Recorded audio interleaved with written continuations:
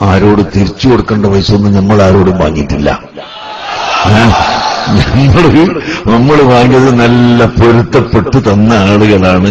ആ പൊരുത്തപ്പെട്ട് തന്ന ആളുകൾക്ക് അറിയാം നമ്മൾ ചെയ്യുന്നത് പറഞ്ഞത് ചെയ്യും എന്ന് അറിയാം.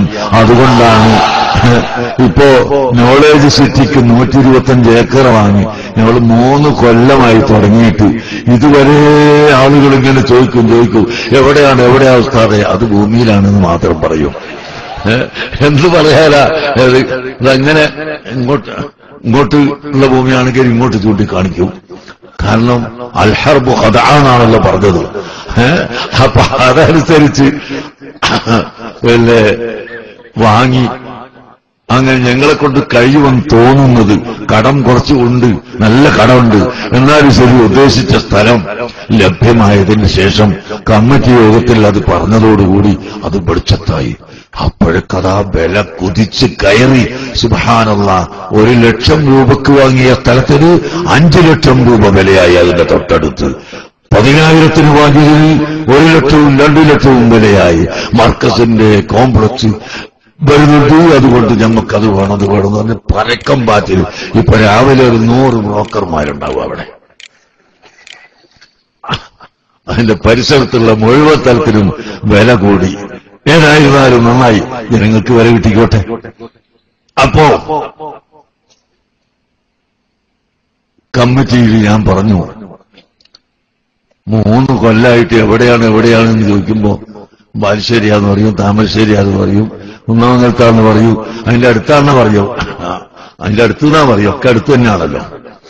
അങ്ങനെ ഇപ്പോൾ അത് പറയാനായ സമയത്ത് നിങ്ങൾക്ക് ബോധ്യപ്പെട്ടല്ലോ. അതുപോലെ ഇൻഷാ അല്ലാഹ് പള്ളിയും അടുത്ത സമയം നിങ്ങൾക്ക് എവിടെയാണെന്ന് പറയാൻ ആകും. അതിന്റെ മുമ്പ് നിങ്ങൾ സ്ഥലം ചോദിക്കണ്ട. അതിന്റെ പാർട്സുകളൊക്കെ ഉണ്ടാക്കിക്കൊണ്ടിരിക്കുകയാണ്. ഏതാണ്ട് കുറെ പാർട്സുകളൊക്കെ തയ്യാറായി കഴിഞ്ഞിട്ടുണ്ട്. അപ്പോ അതുകൊണ്ട് അതിലൊന്നും ആർക്കും സംശയമല്ല. മോമിനീങ്ങൾക്ക് സംശയമില്ലാന്ന് അതല്ലേ ഞാൻ പറയുന്നത്. മോമിനീങ്ങൾക്ക് സംശയമല്ല, ഇഖ്ലാസോടുകൂടി തരുന്നവർക്ക് സംശയമല്ല. അല്ലാത്തവരുടെ സംശയത്തെ നാം ഒരിക്കലും പരിഗണിക്കേണ്ടതുമില്ല, ഒരിക്കലും അത് ചെവിട്ടി കൊടുക്കാൻ പാടില്ല. അതങ്ങനെ ഒരു കൂട്ടരിങ്ങനെ പറഞ്ഞുകൊണ്ടിരിക്കും.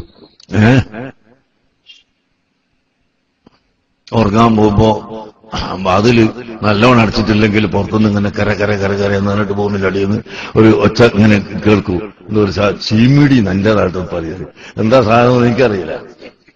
ഇവിടെ എന്താ പറയുക? പീക്കാ കുഞ്ഞ.